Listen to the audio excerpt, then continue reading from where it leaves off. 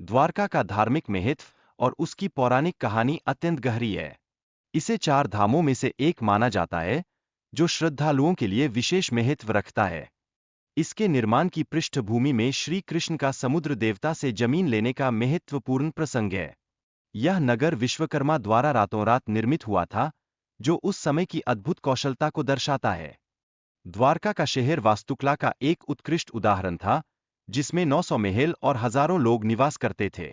यह नगर समृद्धि और सुरक्षा का प्रतीक माना जाता था, जो उस युग की विशिष्टता को उजागर करता है।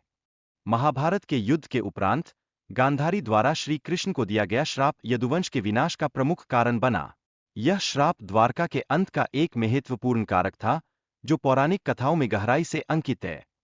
श्री कृष्ण के पुत्र साम को ऋषियों द्वारा दिया गया श्राप भी यदुवंश के विनाश की दूसरी कहानी प्रस्तुत करता है। इस श्राप के प्रभाव में यदुवंश का विनाश मुसल के द्वारा हुआ, जिससे द्वारका के अंत की कथा और भी जटिल होती है। द्वारका के डूबने की घटनाएं आज भी रहस्य में प्रकाशित है। इसके अवशेषों की खोज समुद्र के नीचे चल रही है, जो पुरातत्वज्ञों के लिए अविश्वसनीय महत्व रखती है। द्वारका के अवशेषों की पहली पहचान भारत वायुसेना के पायलटों द्वारा की गई थी, जिससे इस प्राचीन नगर की खोज की दिशा में महत्वपूर्ण कदम उठाए गए। 1979 में आर्कियोलॉजिस्ट डॉक्टर S.R. राव ने द्वारका के समुद्री अवशेषों की खोज आरंभ की, जिसके परिणामस्वरूप महत्वपूर्ण पुरातात्विक प्रमाण सामने आए।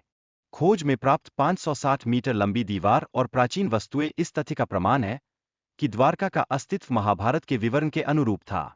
डॉक्टर आलोक त्रिपाठी ने 2007 में किए गए विस्तृत खुदाई के दौरान समुद्र के नीचे पाए गए खंडहर और कलाकृतियों की विस्तृत जानकारी प्रस्तुत की।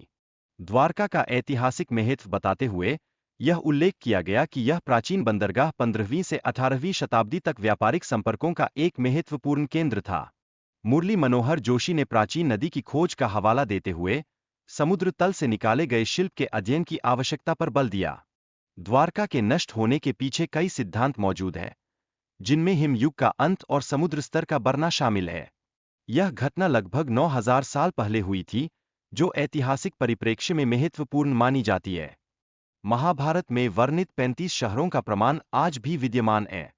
आर्कियोलॉजिकल डिपार्टमेंट ने इन शहरों के अस्तित्व के बीजों को प्रस्तुत किया है। द्वारका एक समृद्ध राज्य था और इसके बारे में विद्यमान प्रमाण भविष्य में भारतीय सभ्यता के इतिहास को उजागर कर सकते हैं। यह भारतीय संस्कृति के लिए गर्व की बात है।